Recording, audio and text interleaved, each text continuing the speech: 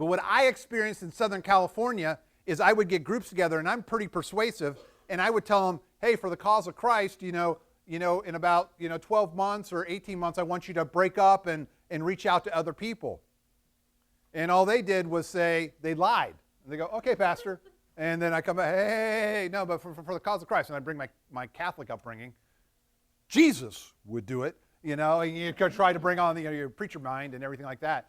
And but what I had to search is why wouldn't they do it? And 3 primary reasons came up in our culture of why they wouldn't do it. One is that we live in a transient culture. And colleges have done that. Not seminaries. Oh, good. Not seminaries. Colleges. Because you tend to transplant. You go to different colleges, so it uproots your family system. See how this theming is coming around. Number 2, divorce. And if any of you have gone through that pain, that's tough. And I'm very sorry with that.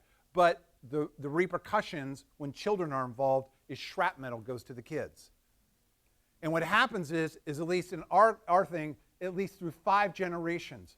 I was taking my daughter, so she must have been in 7th grade because she was in dance at the time. And I was taking her to dance, and her and her girlfriend were talking in the back, and they're going, hey, they're doing a family tree exercise.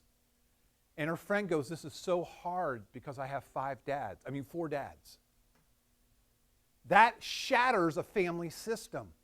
And our third thing is, for the first time in Southern California in our 2010 census, the step family is the majority of how kids are growing up instead of the nuclear family of 1 mom and 1 dad.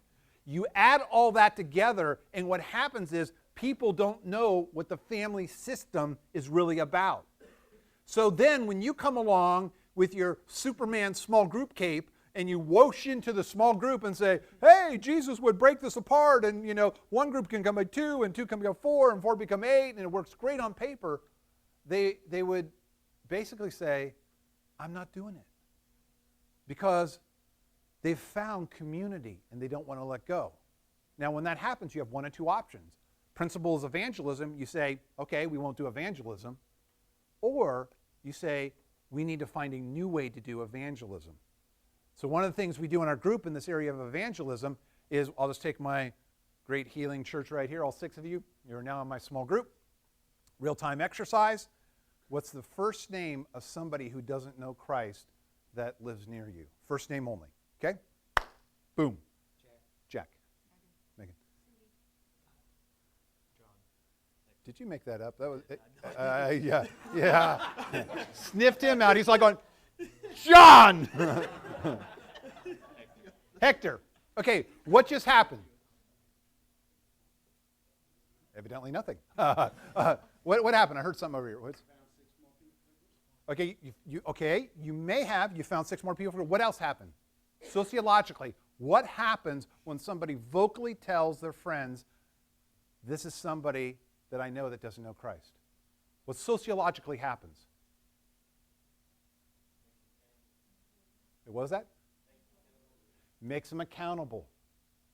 So what happens when I come in group and I go, how's Jack doing? And he goes, Jack who? Jack, the dude you don't want to go to hell, Jack.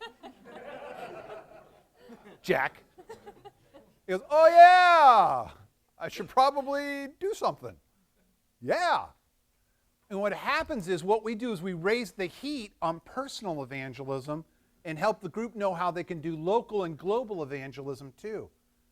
So what we're going to do, and there's all kinds of things you can read in my book, but the thing I want you to understand is that there's more ways than one to do that.